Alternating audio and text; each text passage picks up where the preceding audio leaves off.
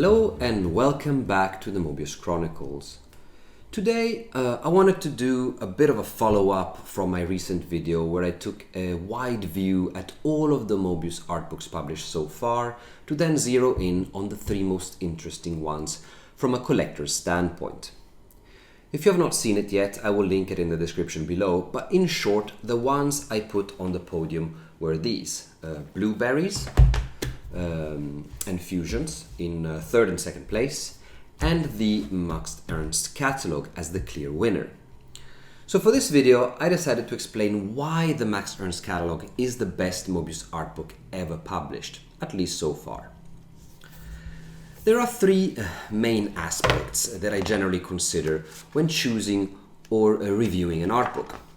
The physical quality of the book itself, that being the binding, the paper choice and the print quality. Then comes the art selection, basically what was picked to be printed in the book. And finally the text, where I am looking at how this complements the art from an insight added point of view.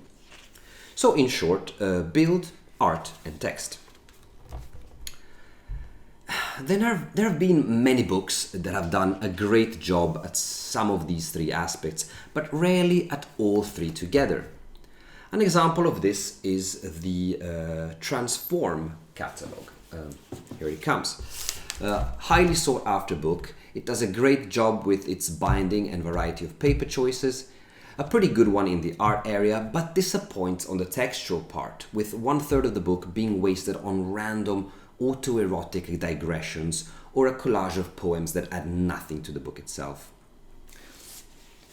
Another one would be the recent Les Rêveurs, with a solid art selection but a poor print quality.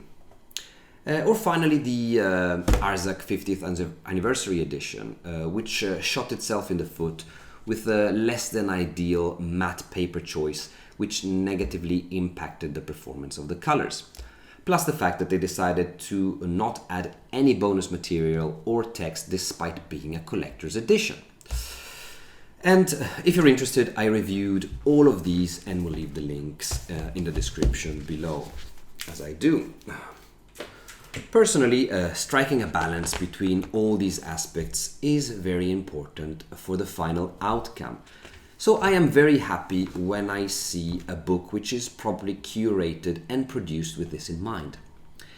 And this is precisely why the Max Ernst Catalogue is so good. It absolutely excels at executing all of this to perfection. So let's take a deeper look at the catalogue itself. The exhibition took place between September 2019 and March 2020. And it was one of the largest Moebius personal exhibitions of the past 2 decades, together with the Cartier one from which the TranseForme catalogue was derived, the one I just mentioned before. The text part of the Max Ernst book is very well put together. And one aspect that gives this catalogue extra points is the fact that all the text is in double language, German and English, which is also a bit of a recent trend from the Moebius estate, as we have seen a bunch of books supporting 2 languages side by side, such as the French and Italian catalogue of the Naples exhibit from 2022, or the Petit Panthéon book, which was published in French and English. The beginning of the book opens with an introduction from the director of the museum, but we soon segue into a section called Inside Moebius, which collects a bunch of interview extracts, notes and comments written by Moebius itself. The goal of these is to put the spotlight into different aspects of his most famous works, such as 40 Days in Desert B and the symbolism behind the desert, his connections to the shamanic work of Carlos Castaneda, and the existential questions about spiritualism and God. We also touch on the Arzach character, among others, and overall it is a well-selected mix of texts and snippets that really give us a general understanding of some of the core concepts surrounding his work, before the reader can dive into his art, which comes next.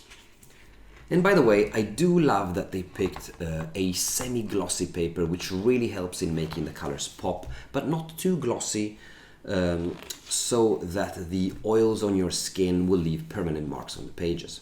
Very well thought through. I do like this kind of stuff.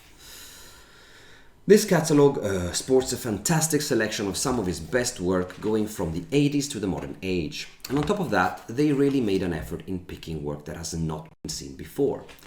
So if you look at the main catalogues from the 80s and 90s, such as Fusions or Made in LA, Star Watcher and Celestial Venice, almost none of that is in here. And this is really important to collectors and fans, because one of the biggest challenges of collecting Moebius is not only the price of these books, but the fact that there is a massive content crossover between them. So in many cases, you will end up buying a book for hundreds of euros, even though you already had 80 to 90% of the contents in other books. So when a publisher puts some real effort into creating variety and novelty, that is very well received. One small negative about the art selection is that it really misses out on the blueberry character. There is almost nothing about it here, which is a bit of a missed opportunity, and they could have easily spared some pages for that. Moving on towards the end of the book, I'm going to skip ahead a bit here because there is a lot of art here that you can take a look at. But anyways, moving on to the end of the book, we encounter three fantastic text sections. The first is written by Patrick Blumel, a curator of the exhibit in question, where he gives the readers a comprehensive look at the core aspects of Moebius as an artist from an environmental point of view. He does this by introducing us to his initial experiences as a kid in the French countryside, reading local magazines about exploration and adventure in exotic locations, specifically Le Tour du Monde magazine, and also to the forming trip to Mexico in his teens, how shamanism and the Mexican desert opened a new window into his creative thinking and influenced works such as Blueberry, Arzach, The Airtight Garage, Inside Moebius, 40 Days in Desert B, etc. Besides the desert, he also looks at other recurring themes, such as the city, like the one in the Incal or the Long Tomorrow, but also at how real cities have shaped him, such as his relationship with Venice, with Naples and Los Angeles. To then conclude with a section about the voyage into the imaginary and the unconscious, like with the Edina saga or Angel Claws and The Eyes of the Cat.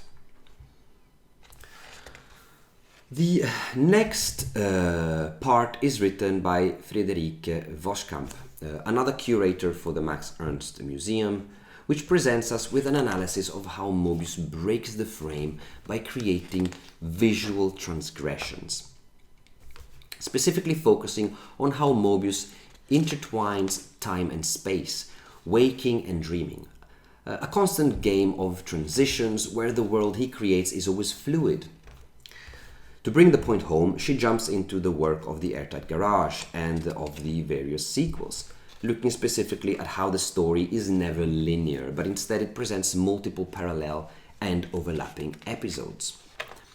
The author explores how the frame, and in the case of comics, of course, the panel is the frame, are the boundaries that Moebius breaks, the portals between our reality and the multitude of ones present in his stories, where his work builds a multidimensional cosmos that cannot be forced into any frame. Finally, the last part of the book is his biography, an accurate and structured depiction of his life, putting a date on all of his milestones from his birth in 1938 to his death in 2012. These three sections are so comprehensive and so informative that I really struggle to find another book that has done this even half as well. These are the parts that really push this catalogue over the line into a whole new level of excellence. So yes, get yourself a copy. It is really, really worth it. And that was it for today's video. I hope you enjoyed it. Leave a like if you did, and do not forget to subscribe if you want to be notified when the next video drops. And in the meanwhile, have a good one and catch you next time. Bye.